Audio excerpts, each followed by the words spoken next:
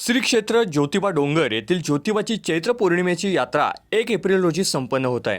या पार्श्वभूमीवर आज ज्योतिबा डोंगर इथे जिल्हाधिकारी अमोल येडगे यांच्या मार्गदर्शनाखाली यात्रा नियोजन आढावा बैठक संपन्न झाली। या बैठकीला जिल्हा प्रशासनातील सर्व विभागाचे अधिकारी आणि कर्मचारी उपस्थित होते। श्री क्षेत्र ज्योतिबा डोंगर येथील ज्योतिबाची चैत्र पौर्णिमेची यात्रा 1 एप्रिल रोजी संपन्न होत आहे। या यात्रेसाठी महाराष्ट्राबरोबरच कर्नाटकातून सुद्धा सुमारे 5 लाख भाविक येत असतात।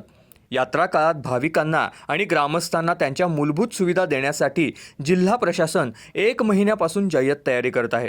या तयारीचा आढावा घेण्यासाठी आज ज्योतिबा डोंगर येथे जिल्हा प्रशासनातील सर्व विभागाचा जिल्हाधिकारी अमोल येडगे यांनी आढावा घेतला। दक्कनचा राजा श्री ज्योतिबा केदारलिंग ज्योतिबाच्या यात्रेच्या अनुषंगाने आज आढावा बैठक या ठिकाणी झाली। 1 एप्रिल 2026 रोजी ज्योतिबा देवाची यात्रा आहे आणि दरवर्षीप्रमाणे साधारणतः 8 ते 10 लाख भाविक यात्रेच्या दरम्यान येत असतात।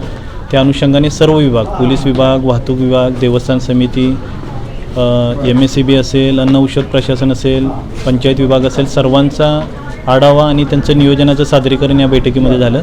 त्यासोबतच महाराष्ट्र शासनाने जो नवीन आराखडा जो ज्योतिबा विकास आराखडा जो मंजूर केलेला आहे त्याबाबतची सुद्धा माहिती ग्रामस्थांना देण्यात आली।